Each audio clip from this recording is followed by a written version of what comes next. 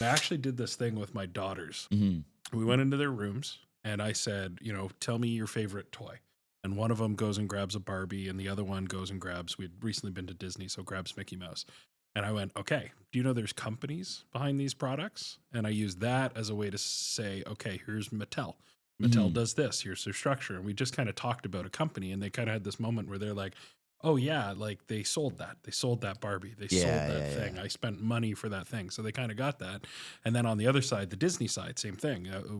Mickey, it's a Yeah. product, it's a Yeah, yeah. whatever. So we had that talk. And then I went on the app with them and we bought stock. So one bought Mattel, one bought Disney. I've still got them in my portfolio today. That's sick. And I'll never sell them. But all I want them to see is that on a daily basis, things get sold, bought, Yeah. traded. Yeah. And here's what that looks like. And Right. you're a part of the company. So fast forward, both of them had shareholder announcements.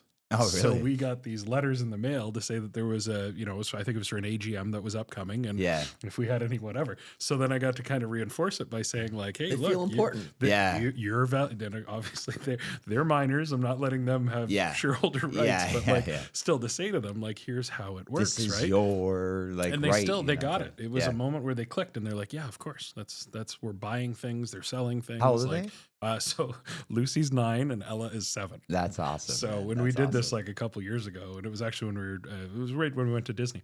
But it's that I don't know what the right way to do it is. I'm Mhm. just a dad. Mhm. We're all just guys. Yeah.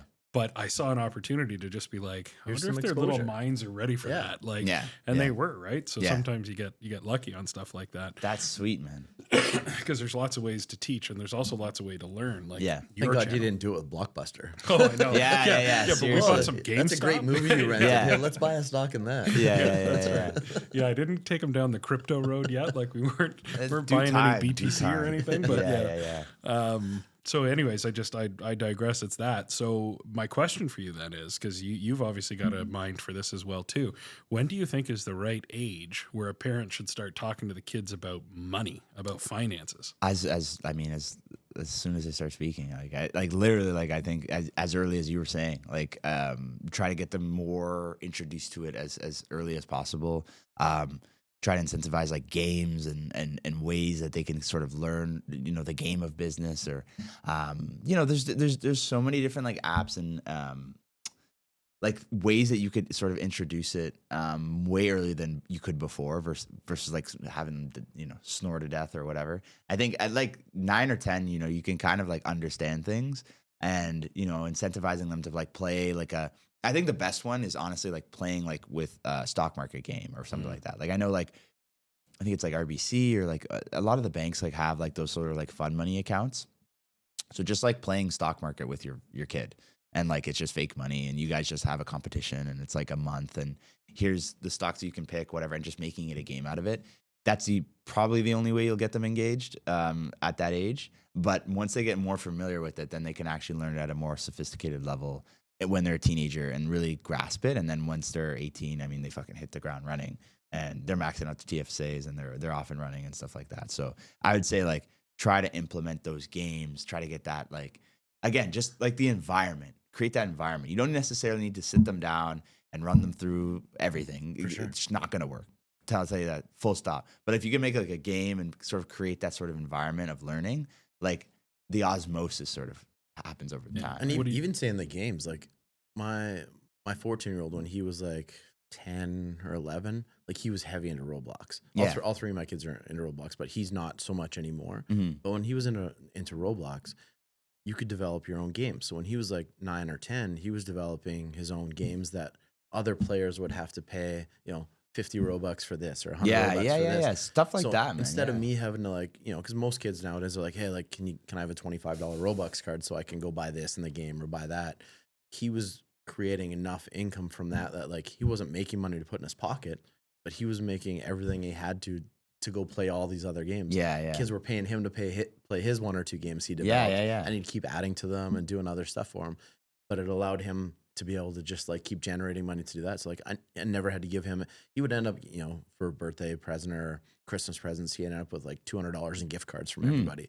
but he literally never used them. Yeah. So he was like selling them or trading them with his buddies for like other stuff that he was actually going to use because he was generating his own income. No, I doing swear, it. and it's like people scorn video games and stuff like that so much, but there's actually good stuff like that like you could that's a metaphor for life or metaphor for business, right? Like in terms of like the way you operate, the way you think, like if you create that and sort of guide that and be like, okay, like meet the kids where they are, like they're gonna be on the screen, they're gonna be on the game, whatever, right? Yeah.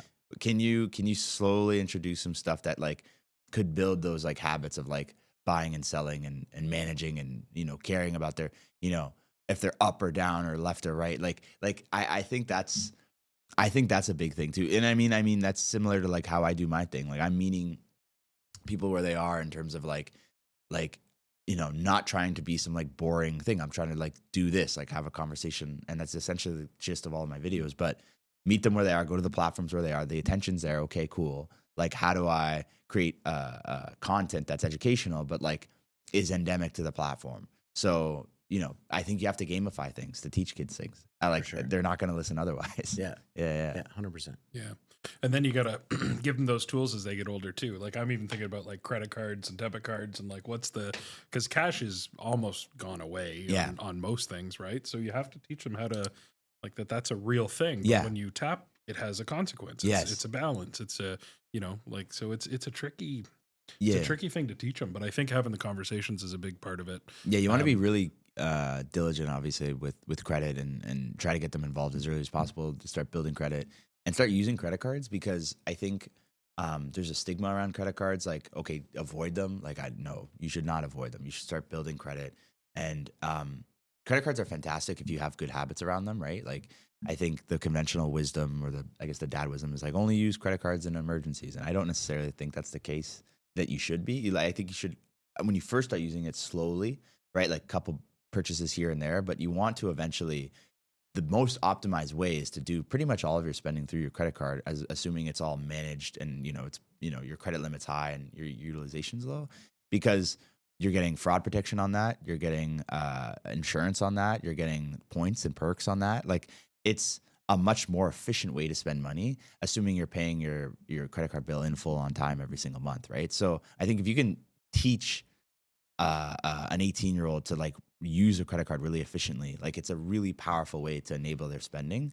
The issue comes when you max out the credit card or there's bad habits and things like that. When they think it's their cash. It's there. Yeah, exactly. Yeah.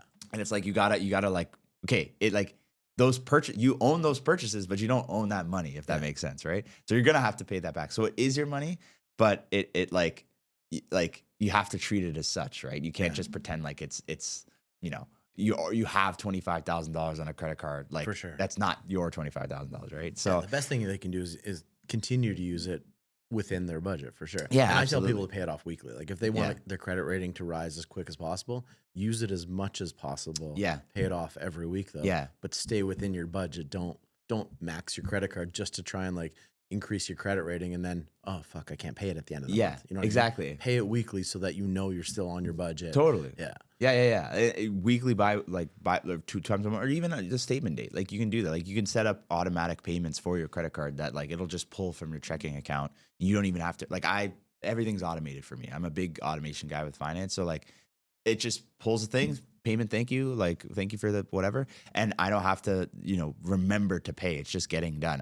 The only thing I need to make sure is I have enough cash to float in my checking account, which, for some folks, you have to actually, be very mindful of that. It's me too. Like, totally. Like, is there enough money that's being pulled from whatever?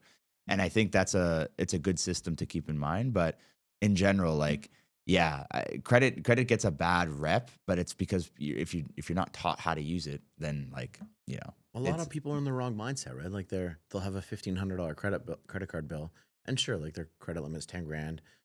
And they've got $2,000 sitting in their personal checking account. But at the end of the month, their mindset isn't, hey, like I should pay off that credit card and I've still got $500 left. It's like, well, no, I'll pay my minimum payment of $30, which is insane. And I've still got $2,000 on my bank account. And it's like, that is absolutely the wrong path to go down.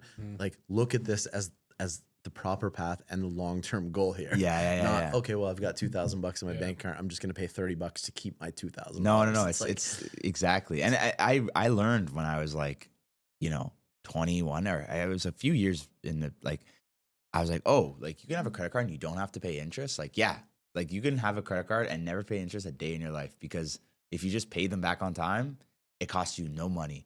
They make money on a bunch of different ways, but like the people not paying back, that's when the interest comes in and things like that. But I think I think there's a lot of people that are listening to this, and it would be the majority of people where there are balances on those credit cards. And you know, wealth management is not for the wealthy. That's a big misconception. Like, you should be managing your finances whether you have $1 to your name or $1 million to your name.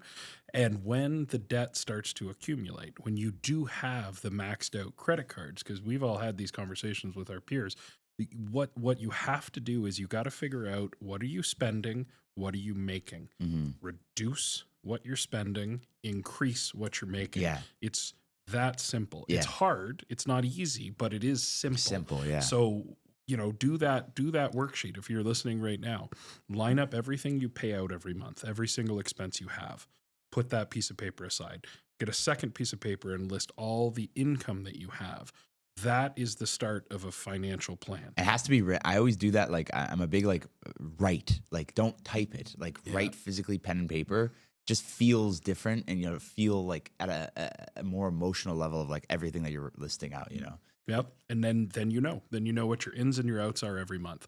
For most of the people, it is fairly simple. You have to reduce what that outgoing is, and you have to increase what that incoming is. There are ways to increase that income. I've never met somebody that I couldn't suggest a way to make more money. You've said a bunch of them on the show. You know, it's the hustlers. It's the, like, listen, he's got a 13-year-old playing Roblox and making some Robux. Yeah. There's a way to do that in the real world and turn that into real money, Totally. right? There are ways to do it. So you have to do that, and then make a plan. Make a plan to get your income up and your expenses down. And you might say this is controversial, but if I'm looking at anybody with a credit card balance that is accumulated and carries, that's 18%. Scary, 19, it's 20, yeah, you know, yeah. 24 24 on some Yeah. products.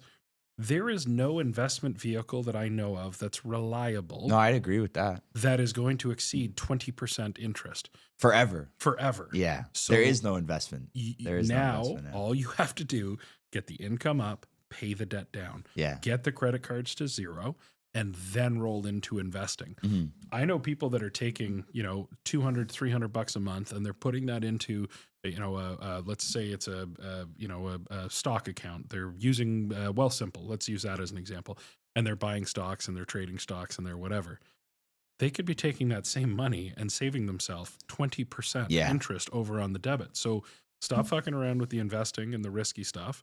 Go put that in and deal with the debt. And once the debt is dealt with, then get 100%. into The high investing. interest debt, like there's absolutely no reason why. I mean, and it's funny because it's enabled by, you know, some of these stories, these startup stories on like how I built this. Like, I maxed out all my credit cards and put it in my business and blah blah blah. Like, just because it worked out for them, there's a huge survivorship bias. That's not a smart financial decision. And that's one person, and you're that's hearing one that guy. it worked for. Exactly. For every one of those, there's 1,000 that didn't work. Exactly.